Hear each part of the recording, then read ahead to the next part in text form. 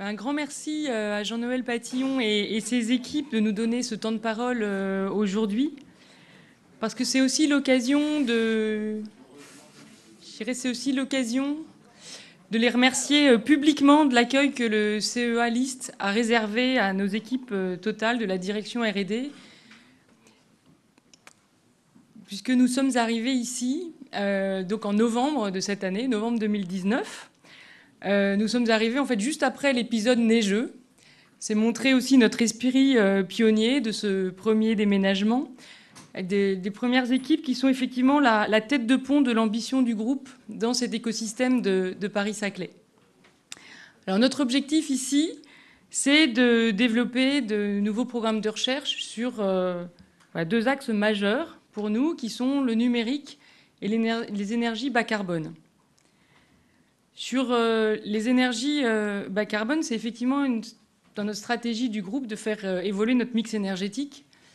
Vous nous connaissez comme oil and gas, major pétrolière, mais nous sommes un leader mondial dans le solaire. Et je ne sais pas si vous le savez, nous sommes le deuxième en France à distribuer l'électricité et du gaz aux particuliers. Et donc, sur ces énergies bas carbone, nous avons déjà des équipes qui sont sur le plateau de Saclay depuis une douzaine d'années et qui sont aujourd'hui logées à l'IPVF, qui travaille sur le solaire. Mais nous voulons également intégrer les différentes solutions sur lesquelles nos équipes travaillent, que ce soit le solaire, que ce soit le stockage d'électricité, que ce soit les nouveaux composants, que ce soit la capture et le stockage du carbone, le management intelligent des réseaux également. Nous voulons intégrer tout cela dans une perspective de développement durable et responsable. Le deuxième axe sur lequel nous voulons travailler, c'est le numérique et l'IA. Alors peut-être pour rebondir sur ce que disait M. Pic, en fait Total est déjà une entreprise de big data industrielle. Nous avons bien sûr nos données industrielles, que ce soit sur nos plateformes d'exploration ou sur nos raffineries. Une raffinerie, c'est quand même une raffinerie complexe, c'est 1 million de capteurs qui effectivement récupèrent des données en continu. C'est également nos données clients, puisqu'on est présent sur la distribution de fuel, mais également d'électricité gaz, comme je le disais tout à l'heure. Et c'est de façon historique toutes nos données géosciences. Et donc, en fait, on est un peu des habitués du traitement de la data, avec une capacité de calcul qui s'exprime en pétaflop, du traitement d'images, du HPC.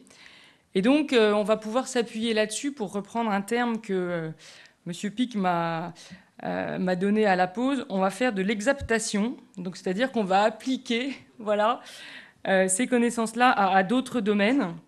Et ces autres domaines, ce sont des domaines qui sont traités ici pendant ces journées autour de l'industrie 4.0, la mobilité du futur, la robotique, la cybersécurité.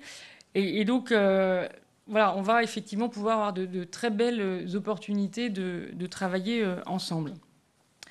Parce qu'effectivement, pour nous, s'installer ici, au-delà de ces deux axes emblématiques de recherche, c'est avant tout s'installer dans un écosystème qui est reconnu mondialement. Et c'est aussi ouvrir notre R&D, qui est parfois très orienté métier, à une innovation plus ouverte. C'est se donner la chance de prendre ce temps, parfois perdre ce temps, mais en fait pour se donner la chance de rencontres plus ou moins fortuites avec les acteurs d'excellence qui sont ici, de cette rencontre humaine, on l'a bien vu, ça a été dit dans l'ensemble des tables rondes, pour pouvoir innover ensemble. C'est la fameuse sérendipité qui peut, avec la juste distance, créer des bonnes surprises.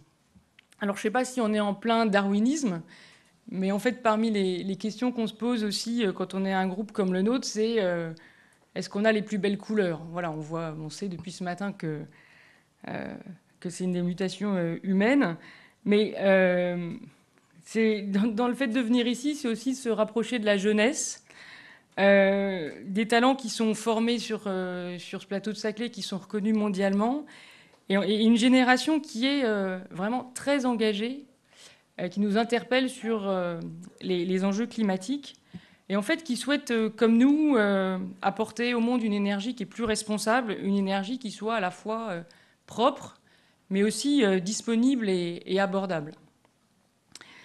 Et donc, voilà, c'est le sens de notre présence ici. C'est un premier pas. C'est être disponible, voilà, pour échanger, apprendre à se connaître.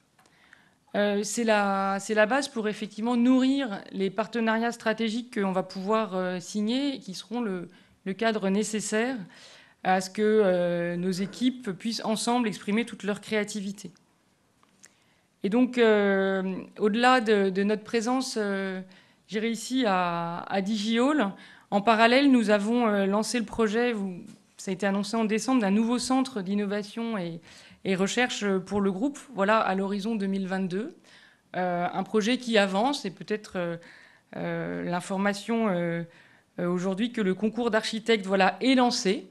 Et donc, nous allons bientôt avoir ces projets pour pouvoir voilà, croître ensemble au sein de cet écosystème, et notamment avec l'ensemble des partenaires de DigiHall, et cette ambition commune de faire rayonner notre écosystème de Paris-Saclay au niveau mondial. Voilà, merci.